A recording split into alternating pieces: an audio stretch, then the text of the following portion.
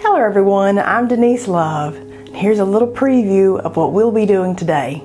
So let's get started. In this video, I want to talk about using the grayscale and value finder, which is a tool that I put out in the last, or I showed you in the last art haul. And then somebody under that video said, could you show us how to use that? Because they didn't understand how to use it, even though they had seen it in the past probably. So this you can find at the art store. You can certainly make your own. If you make your own, you just take a piece of paper and at the top you have black and at the bottom you have white, and you just progressively paint lighter and lighter shades of gray by mixing the black and white, and the lighter it gets, the more white it has in it. So this has got 10 values in it, and it goes from solid black to solid white. And usually your goal in art is to have something at the lightest end of the spectrum, something at the darkest end of the spectrum, and then several values in between that kind of give you a representation of the lightest to the darkest. You get a lot of contrast, you get more interesting artwork if you kind of follow that. So like if you look at a piece of art and you're like, oh, it's all kind of the same tone and color. How do I fix that? That's kind of how. If it's all in the same tone and range and it's looking kind of blah, you probably don't have enough contrast in there. And there's a school of thought out there that thinks that, every painting should have, a touch of black somewhere and a touch of white somewhere.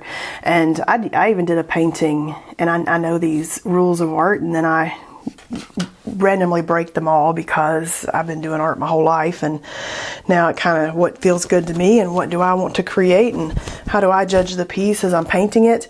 And somebody even put under one of mine, oh, that just needs that touch of black or that dot of black in there. And I thought, oh, that's somebody following that, that rule of something at the very darkest and the very lightest of the spectrum. And so you might be looking at, these are several of the most recent videos that I've done, and you might be thinking, well, how do you judge the amount of contrast that you have in that, because this is very colorful and your scale is all grays, and maybe it's very hard to see what is in this value of 4 versus this value of 9. I mean, I can understand how looking at that, you're like, I can't even translate that in my mind just looking at it like that. So what I do is take my phone. It's one of my little puppies. How cute is she? I take my phone and I'm always working and taking photos of all the different projects and stuff that I'm doing. And so let's just pick one and look at how we could judge that by putting it on our phone. So you can edit the photos on your phone. And I can come down here to some presets and change this photo into black and white. And now I have a black and white photo that I can then compare and judge. Do I have something at the darkest dark at that number 10? Do I have a range in these lighter medium tones?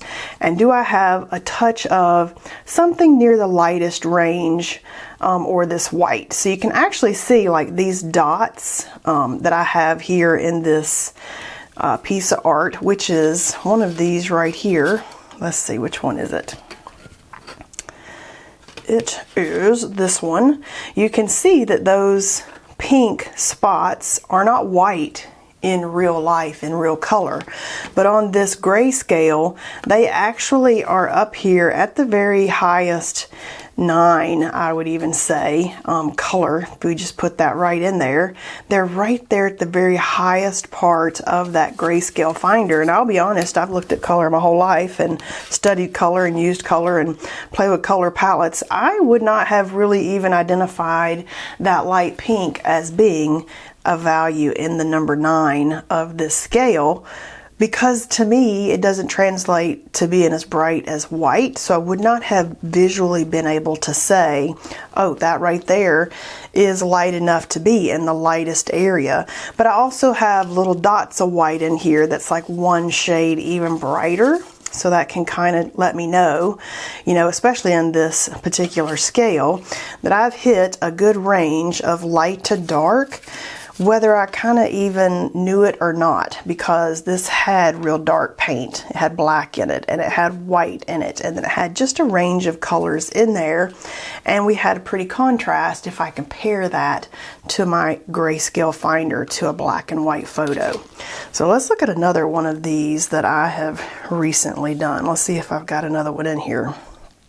Okay, so here's this pair right here, which is one of my very favorite recent ones that I have painted, because I love this color palette so much that I then painted another little speed painting of these because I just loved it. I'm like, I want to paint more with that. I love color palettes that get you that excited, which is why I have enjoyed working with the Color Cube color palettes. Look at how these have worked out without me even intentionally trying to get the darkest dark and the lightest light. So now this photo, we can very easily judge that I've got to the very darkest scale, I've got to the very lightest of the scale, and somehow magically I've managed to get a range of values in that painting that go along with my grayscale finder.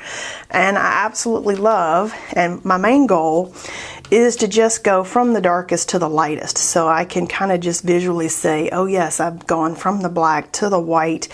Whether there was any white in there at all, some of the items that I have used, like this orange, this light orange here, is kind of showing up and giving me that number 9 kind of value. And again, I wouldn't even like translated that into that lightest value, because as you're looking at it as a color, you look at it and you think, oh yeah, that's bright. But are you necessarily saying, oh yeah, it's this color on the grayscale? Probably not, because we just don't translate things that way just looking at the colors. But when you pop it into black and white, now I see I've got white, now I've got that color that's next to white, I've got these colors right next to that are a little darker, I've got these kind of mid-tones that are working their way to the very darkest tones, and then as I'm got here, I've got a little darker still, and then all the way to the black. You can kind of see how these magically had all those colors in it. And what's really funny too is that little doodle of red that's in this one. Look how that shows up in the black and white. It shows up as a darker tone, almost black in there. So this is really good tool is your phone or your iPad or anything that you can snap a photo and then make it black and white in your little phone editing, and then compare to your value scale.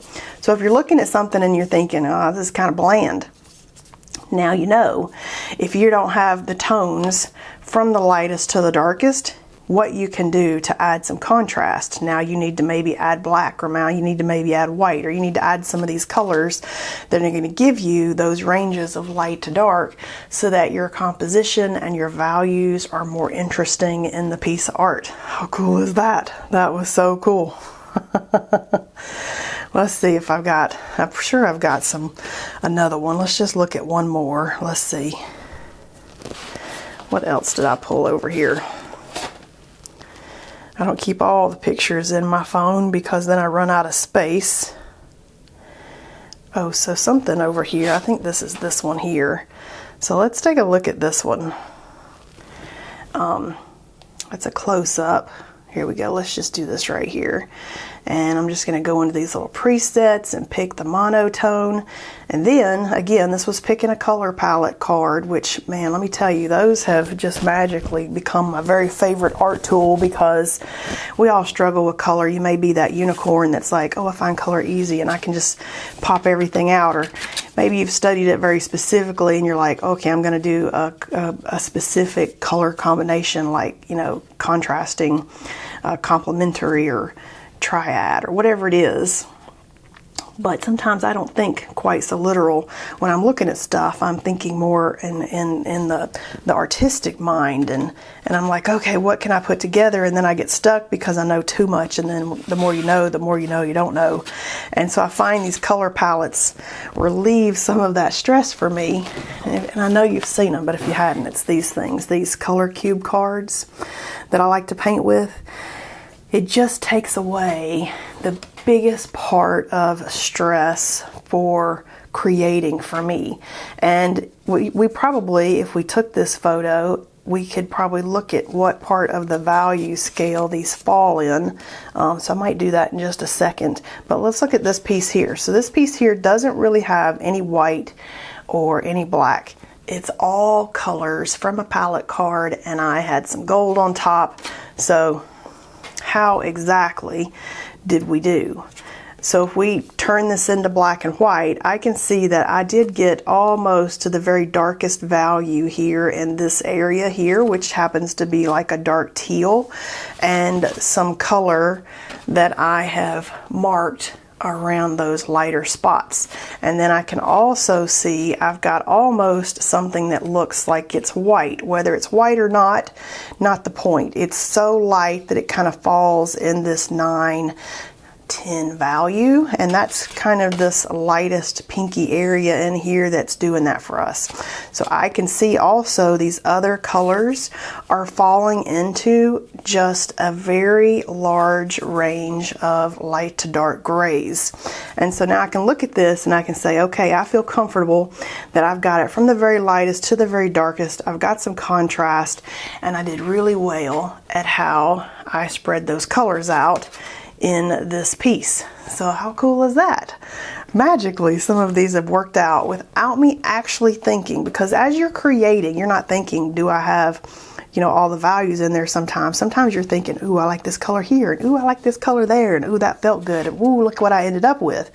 That's kind of how I create, but I wanted to break it down for you after my whole life painting and photographing and doing different art mediums, that at some point I learned this concept, and it just lives in my subconscious and comes out without me even having to think very hard about it. So some of these concepts do get easier the longer you do these things and the more you work at it.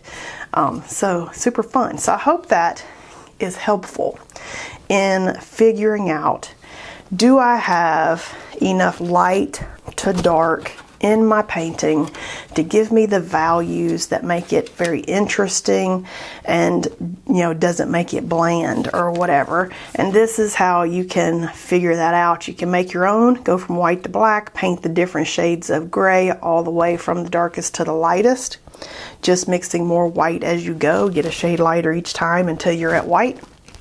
And then take a photo of your pieces and just see, did I get enough contrast? How interesting are we with the light and the dark, even if we don't include actual black and white? Because this piece here, there's no black or white in there, but some of these values in here are dark enough to hit the dark part of the scale. So how fun is that?